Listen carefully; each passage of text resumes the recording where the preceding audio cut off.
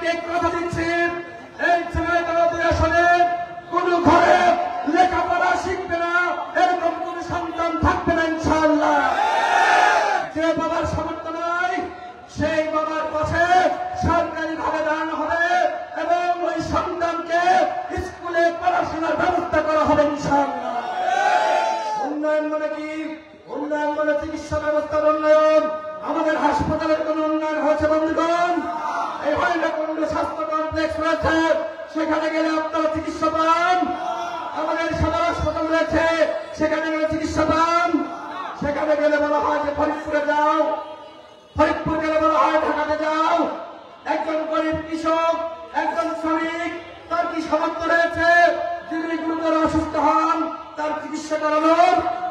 সুতরাং একজন ব্যক্তি যিনি অসুস্থ হবেন তার যদি সামর্থ্য না থাকে সরকারিভাবে তার পাশে দাঁড়াতে হবে এবং সদর হাসপাতালকে এমন ভাবে উন্নত করা হবে আপনারা সেখানে গেলে ইনশাআল্লাহ চিকিৎসা পাবেন।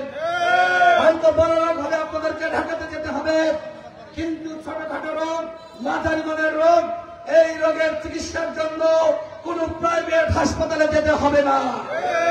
এই রোগের চিকিৎসা হবে সদর হাসপাতালে, হাইলাকুণ্ড স্বাস্থ্য কমপ্লেক্সে ইনশাআল্লাহ। এই জন্য আপনাদেরকে আমাদের পাশে থাকতে হবে। আমি, আপনি, আমরা মিলে এই জেলার উন্নয়নে, ২ আসনের উন্নয়নে ইনশাআল্লাহ কাজ করব। উন্নয়ন মানে কৃষির উন্নয়ন। আমাদের জেলার যে স্লোগান, কলা এবং প্রাণ, ঝিনাইদহের প্রাণ, কি বললাম আমি? আপনারা কি চান না জাতীয় সংসদে দাঁড়িয়ে আপনাদের ভাই রাশেদ খান স্লোগানগুলো কলা এবং প্রাণ, ঝিনাইদহের প্রাণ, এই স্লোগান যদি আপনারা চান না, তাহলে আমি আপনাদের কাছে অনুরোধ করব আপনারা আমার পাশে থাকুন। আমার কৃষক ভাইরা ভালো নয়, আজকে সারের দাম বাড়ছে, বীজের দাম বাড়ছে, ধানের কিন্তু দাম বাড়ে নয়। আমার কৃষক ভাইরা টাকার অভাবে ডিজেল কিনতে পারছে না, আজকে সেচের খরচ পর্যন্ত বেড়ে গিয়েছে। যারা লিজ দিয়ে ধান চাষ করে, অন্যান্য চাষ করে, আমার এই সকল কৃষক ভাইরা ভালো নয়।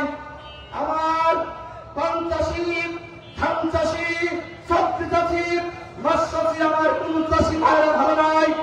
এই চাষি ভাইদেরকে আমি বলতে চাই, আপনাদের অধিকার। আজান শুরু হয়ে গেছে, আমরা একসাথে নামাজ পড়বো। আপনাদের কাছে অনুরোধ, নামাজের পরে আমার অনেক কথা বাকি রয়েছে, আমার কথাগুলো শুনে তারপরে আপনারা যাবেন, একসাথে আমরা নামাজ পড়বো মসজিদে। আসসালামু আলাইকুম।